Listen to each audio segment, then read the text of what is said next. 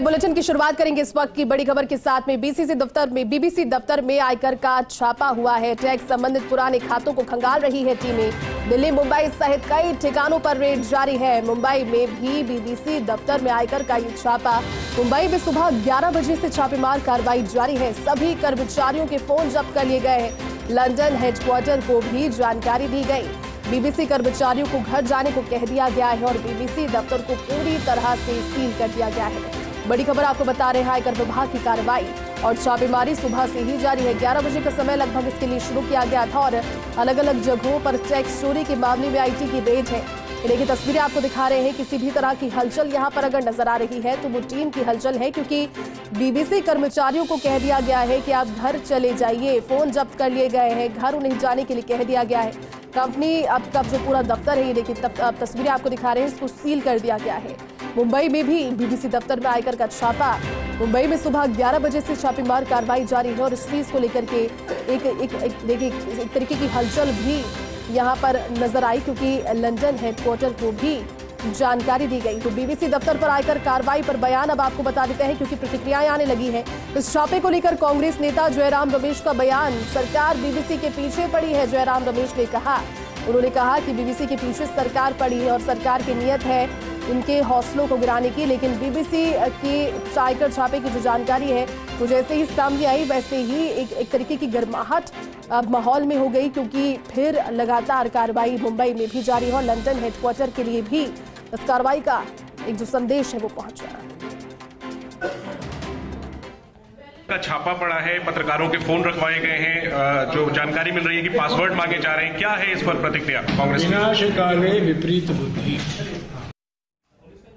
और चलिए ज्यादा जानकारी के साथ दिल्ली न्यूज एडिटर और सहयोगी अदिति इस वक्त हमारे साथ जुट गया। अदिति, बड़ी अपडेट है इस पर, क्योंकि प्रतिक्रिया इस पर आने लगी है, लेकिन लंदन हेडक्वार्टर तक ये जांच पहुंच रही है, भी जानकारी सामने आ रही है। और क्या ताजा जानकारी इस आयकर विभाग की कार्रवाई से अदिति? और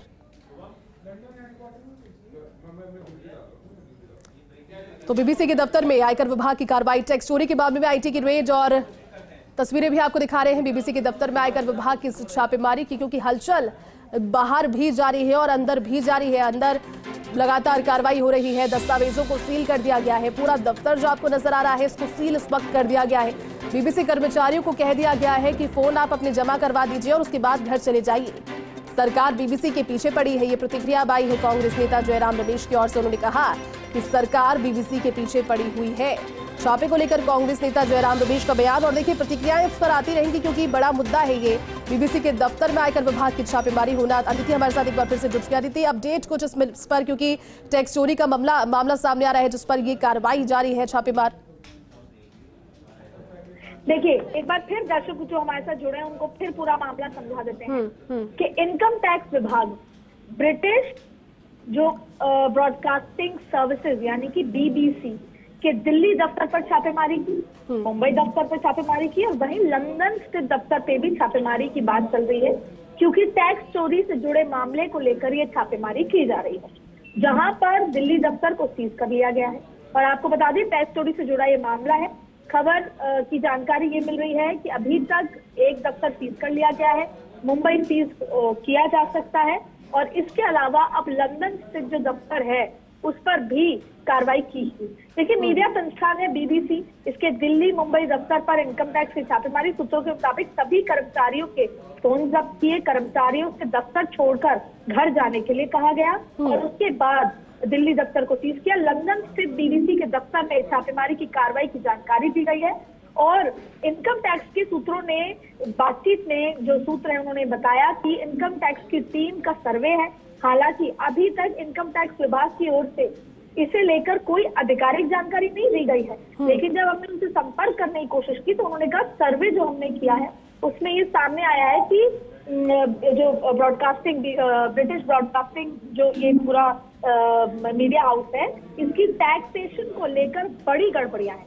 वहीं अब इस पर सियासत शुरू हो गई है। कांग्रेस ने आईटी की इस कार्रवाई को बीबीसी डॉक्यूमेंट्री पर बैन जो था उससे जोड़कर कहा जा रहा है और कांग्रेस ने ट्वीट भी करके कहा कि पहले बीबीसी की डॉक्यूमेंट्री आई उसे बैन किया गया, अब बीबीसी पर आईटी का छापा पड़ गया और अघोषित आपातकाल है। यानी कि उसी आपातकाल का जिक्र कर रहे हैं जो कांग्रेस की इंदिरा गांधी के समय लगा था। यानी कि वो मान रहे हैं कि आपातकाल में कैसी स्थिति होती है, अब उसको भी आपातकाल बता रहे हैं। कांग्रेस ने कहा अब घोषित आपातकाल है।